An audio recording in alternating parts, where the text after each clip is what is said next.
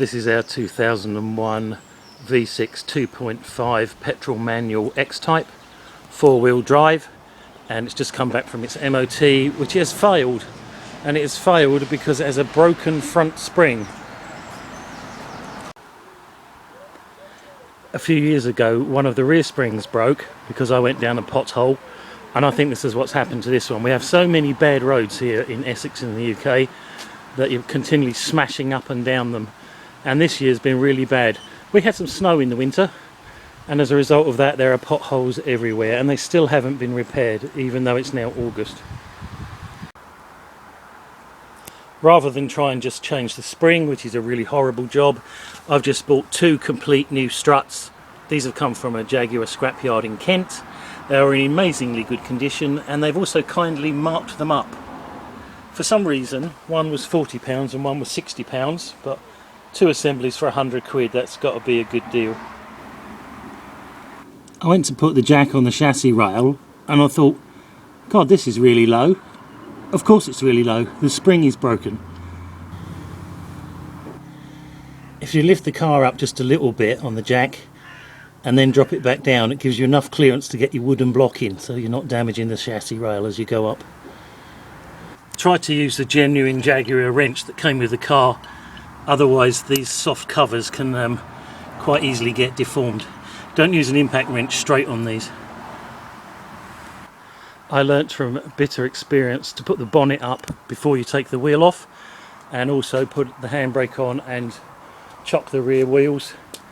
You really don't want it moving once you've got the wheel off. Looking at the good unit, you can see that this spring is very clear of the shield. Looking at the one on the car, you can see it's down on the shield, so the bottom part has broken off. Now, I've watched loads and loads of people doing this job, and they've all got one thing in common: all their components are lovely and clean. These are all rusty as anything. Well, they're 23 years old now, and I'm going to need to get all this rust off, and I'm going to use a heat gun to burn this rust off here.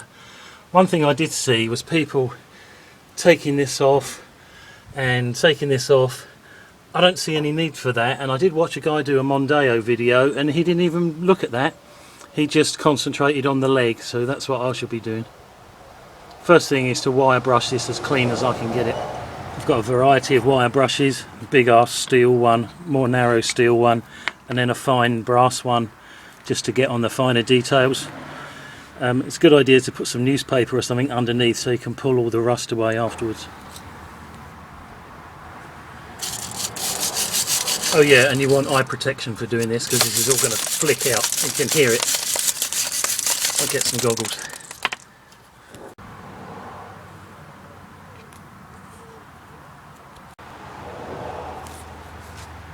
For this job I'm also wearing gloves. I don't often wear gloves, but I think everything's sharp and rusty. I don't fancy getting tetanus. The top link's cleaned up nicely. This is a nylock nut. I'll just get some WD-40 on there. The joint here, although that's cleaned up, that's still rusted out, and the pinch bolt at the back is very rusty. So I'm going to get a very high temperature flame and just burn the rest of this rust off, and then flood this with WD-40 in order to try and loosen it off. I now need to disconnect this connector. You press it down, there's a click part in the middle, you press down with a screwdriver. The reason I didn't do it earlier is because I didn't want rust going into this connector.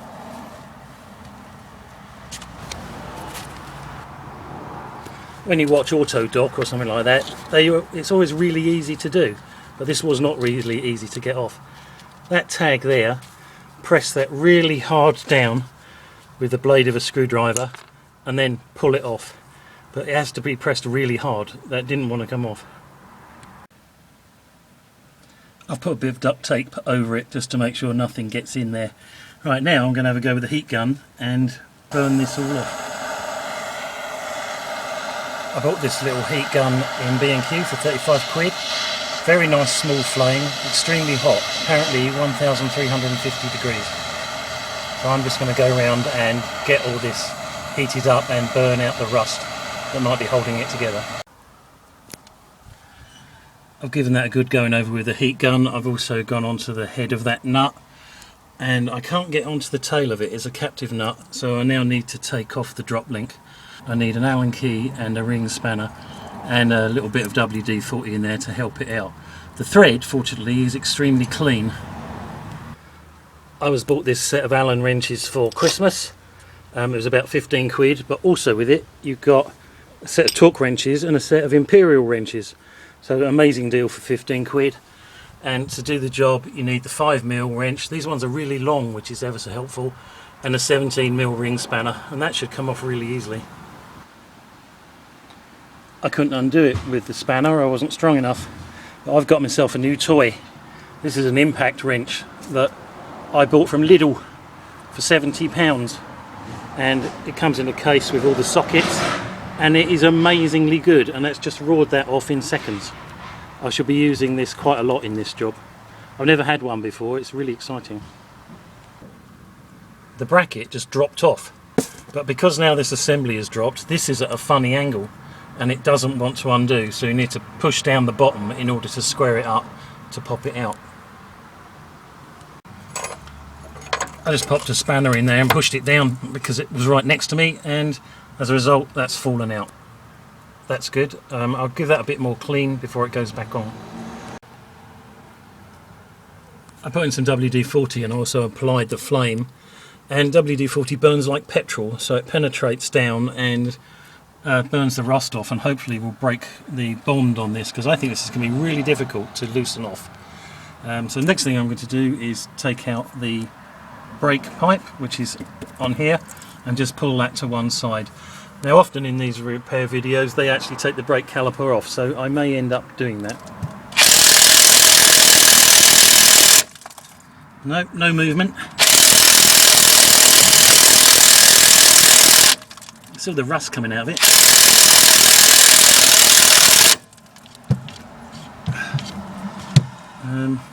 Okay. More oil, more heat. I started the engine and turned the steering so that I could get onto the pinch bolt with my impact driver, but that will not move it. I tried putting a T-piece and a long bar on it, and that's just trying to round the head, so I'm just going to have to keep heating it up, cooling it down, heating it up until it actually moves, because I do not want to round that off so that I can't repair it. I'm having real trouble getting this pinch bolt out. I've heated it, oiled it, WD-40'd it, heated it up again, tried it with a massive torque wrench, and it still won't come out, and it's trying to round. Fortunately the impact wrench has a face sockets, so it will still grip onto it. So now I'm going to get the old paint stripping gun and heat the whole thing up to about 600 degrees in the hope that that'll help free it off. This is getting really frustrating now. It's always the same with this old car, is that all the old fasteners are frozen in time where they're rusted so badly. We'll see how it goes. It's really starting to tick me off now. I cannot undo this pinch bolt. I've heated it and scrubbed it and oiled it and heated it again and heated it again, and it will not move. I put a torque arm on it, and then I put a much bigger torque arm on it, and all I succeeded in doing was bending my T-piece. So from heating I'm going to go to freezing. I've got one of those plumber's kits, so I'm going to give that a go next. This is a plumber's freezing kit that I've had for years. It never worked for what I needed it for, but I'm going to try and freeze the bolt. I'll let this all cool down while I've gone and had lunch, because it would be a really bad idea to freeze something that was really hot. I think it might crack the casting. Anyway, let's see if this helps me loosen it off.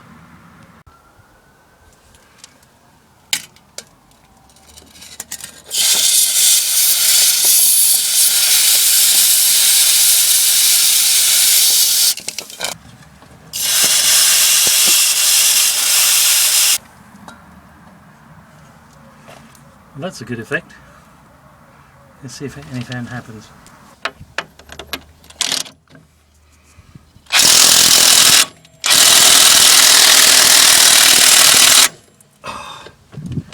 No movement at all. apart from sticking it to the thing. I was unable to make this seal. I could not get a seal because of the odd shape of everything. So I've actually made a poultice, and this is a soaked towel, and it's soaked in cider, which is vinegar, and it's been like that all night, so I'm hoping that that will help free the rust. And in the meantime, I've gone and bought a more high-powered flame gun. I've bought this high-powered fine flame gun. It's a Go System 1, and I already had the butane. It comes with a plastic stand, so I'm hoping this will give me a much stronger, hotter flame. It burns at 1450. Let's see if that's hot enough to loosen this off. The plan is to pour boiling hot water onto this to get all the oil and vinegar and everything else that I've put in there, and heat it up, and then get the heat gun on there and try and boil it out. So there's my soggy vinegar.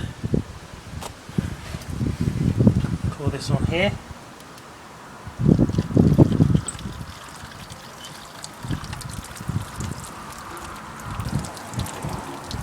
So hopefully that's heating that up and cleaning it at the same time. Pretty mean. Let's see what we can do.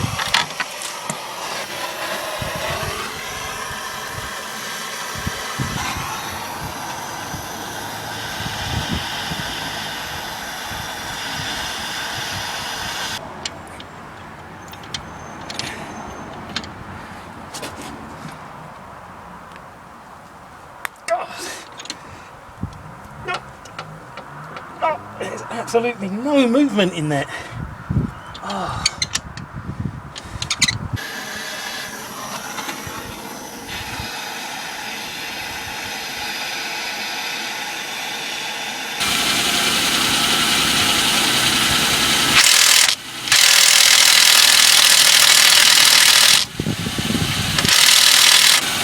It really is not going to move. I'm running out of ideas now. Not really sure how I'm going to get this off if it's that badly corroded. Alright, this has given me such a hard time, I'm having to drill it out. Better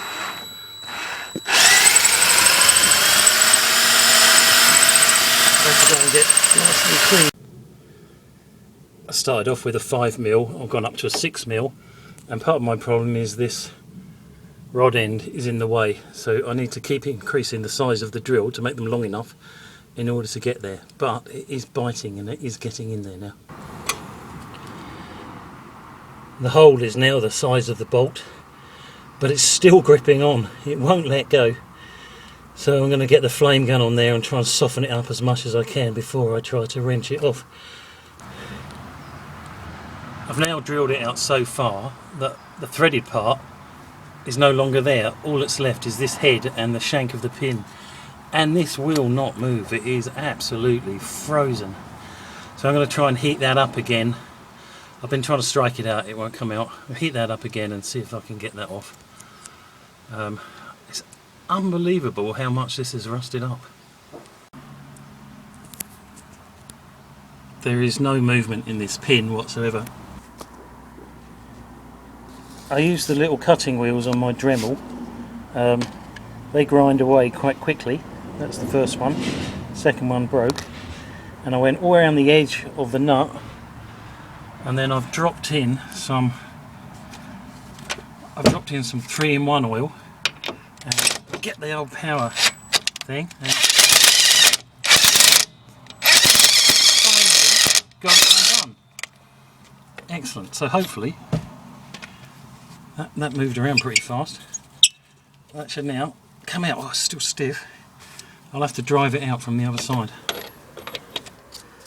That's what's left of the bolt. It was about an inch longer than that, so I've cut off quite a bit of it and gone right into the thread, and even then the rust was holding the head in so tightly that I had to drive it all out with a Dremel disc. Anyway, at last I can get on with the job. 2 days later. You might have noticed that I haven't undone the drive shaft and I haven't undone the rod end, and I have no intention of doing that. I watched a chap take apart a Mondeo strut, and what he did was he put a jack between here and here and pushed it apart, and that's what I'm going to do with the bottle jack. I'm now going to take the nuts off the top anchor plate, and before I do that I have taken the weight on another jack because I don't want an exciting surprise of it all falling down in a big heap. Now I could not undo those nuts with this, they're far too stiff, but my Parkside little impact wrench with a 13mm socket on it, that made real short work of it all. This is a great bit of kit. If you're going to do your own car work, get one of these. 70 quid, half the price of a Ryobi, super powerful, really worth having. I've dripped in a load of 3-in-1 oil, and I've put the bottle jack on top of the casting and then to the underside of the spring, and then with my hands well out the way I'm just pushing that down, and you can see that that's coming out. That's pushing all the suspension down, and that seems to be undoing itself. It's really under tension, so of course what I'm worried about is that all springing out and hitting me, so I shall carry on without filming.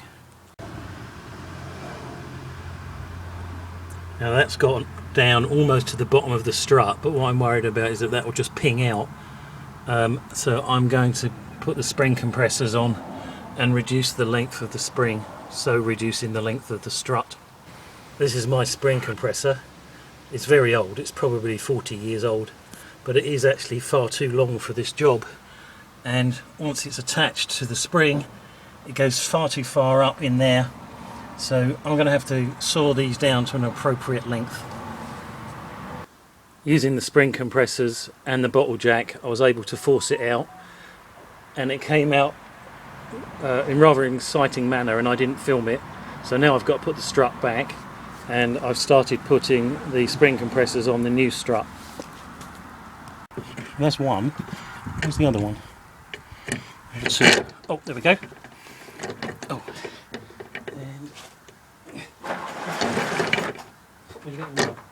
slightly too far away. Just put that on there so it doesn't fall back down. Oh, right.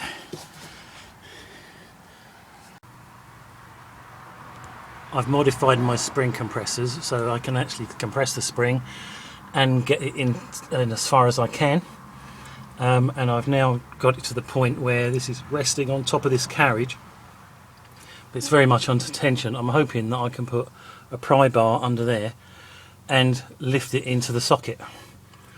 We'll see how that goes. Even though I've compressed the spring really massively, it hasn't actually shortened the length of the strut, so the only thing I can think of next is to connect this to this metal plate so that this compresses this part, in the hope that that will get short enough to drop it in, because at the moment it really does not want to go in. I've been unable to get the strut back in. Doesn't matter how I compress it, it just will not drop back in, so I'm going to take a more unorthodox approach. I'm actually going to take off the wishbone. Now the reason I'm going to do that is because it wasn't that long ago that I took it off, so I know that it's easy to get off. Once that's off, the whole assembly will drop down. I can put the strut back in and build it back up. Now when I first did this wishbone, that was nearly a 2-day job. Everything was seized, nothing wanted to come out. And it was a real pain, so if you want a painful experience you can watch my video on that, but I know that because I've done it, these fastenings, that one there which I put in upside down, and the pinion fastening which I've taken out straight away, come out really easy, so that's what I'm going to do. I really do not want to disconnect the drive, and I do not want to disconnect the steering, because I'm going to damage those parts and they're really expensive and I don't want to incur any more costs. I've just undone the bolt here, and that's allowed it to drop enough for me to almost locate it. One of my spring compressors has jumped off, but I'm nearly there, so there's going to be a lot of fighting and swearing now. I've taken the wishbone off, which was actually relatively easy because it wasn't that long ago that I changed it, and it's a good job I did because that's all split and that's probably an MOT fail. And now I've been able to move this and actually locate the bottom of the shock without compressing the springs, so that's now in there. And I've just been judiciously tapping it into place because it's really tight. Now on the back of it there's a vane. Where is it? On the back of it there's this metal vane that goes into this slot, so I have to make sure that that's lined up correctly before I put the pinch bolt back in.